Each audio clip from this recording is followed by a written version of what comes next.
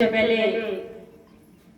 मैं सरपंच साहब का और सभी ग्रामवासियों का और खास करके जो मेरी महिला शक्ति यहाँ पे बैठी है इनका मैं बहुत बहुत धन्यवाद करना चाहूँगी कि आज इस कथा के माध्यम से चाहे राम के नाम से के माध्यम से जाए मेरे को यहाँ पे बुलाया तो तहे दिल से आप सभी ग्रामवासियों का बहुत बहुत धन्यवाद।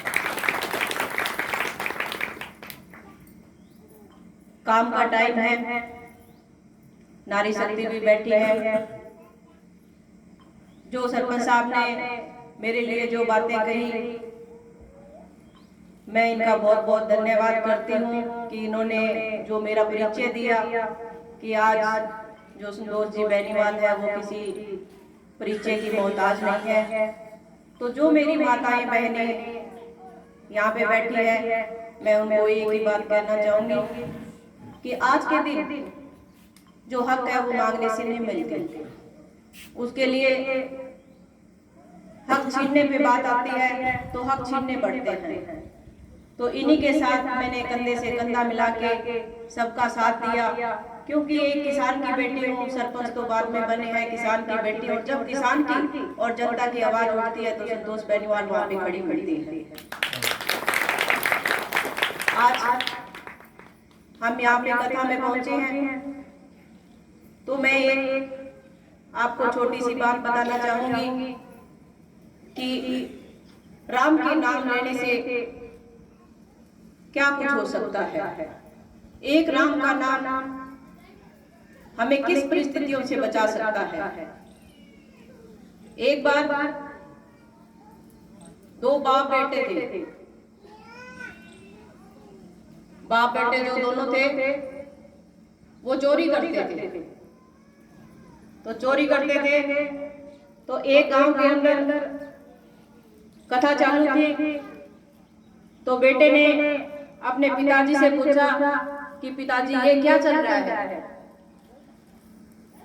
तो पिताजी ने जवाब दिया कि बेटे ये कथा चल रही है पर ये अपने काम की चीज नहीं है, क्योंकि हम तो हमेशा चोरी करते हैं। तो कथा में जाना तो हमारे काम की चीज है ही नहीं। तो उस कथा के चलते जो उस बाप का बेटा था उसके कानों में एक बात पड़ी कि देवता की परछाई नहीं होती। तो उसको ये समझ आया कि देवता की तो कोई परछाई नहीं होती। तो वो राजा के दरबार में गए और उन्होंने दोनों बाप बेटों ने, क्योंकि उनका तो वही काम था कि चोरी करनी है हमें तो चोरी करने चले गए।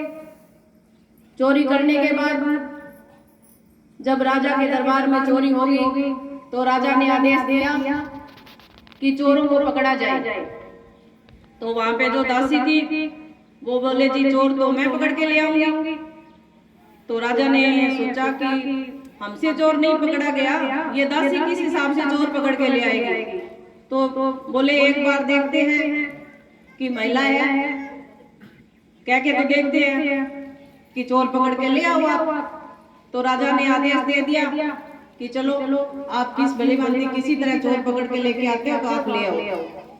तो उस जो दासी थी उसने देवी का रूप धारण किया और जो लड़का था उसके पास जाके खड़ी हो गई, बोली बेटे बता तूने चोरी करी है क्या।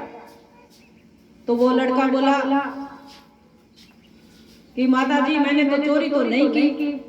उसको वो बात याद आ गई जो उसने कथा में सुनी थी कि देवता की कोई परछाई नहीं होती।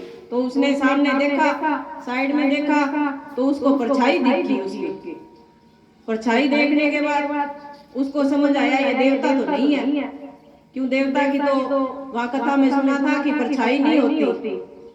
तो उसने मना कर दिया कि हे माता मैंने कोई चोरी नहीं की है।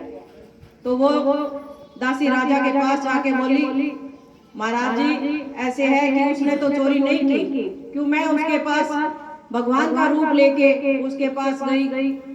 तो वो कहते हैं ना कि भगवान का रूप जब सामने हो तो कोई भी आदमी होता है वो झूठ नहीं बोलता। तो उसके मन में ये था कि भगवान की परछाई नहीं होती, तो उसने सोचा ये तो भगवान है ही नहीं, पता ही था उसको। तो वही बात है कि वो फांसी के फंदे से बच गया एक नाम से। तो आज आप यहाँ पे बैठे हो, मैं आपको यही बात कहना चाहूंगी कि राम नाम सबसे बड़ा, उससे बड़ा ना कोई, जो सिमरे राम नाम को शुद्ध आत्मा हो। तो इसी के साथ आप सबने जो मेरे को मान सम्मान दिया, आप सभी का बहुत बहुत धन्यवाद। जय हिंद, जय भारत।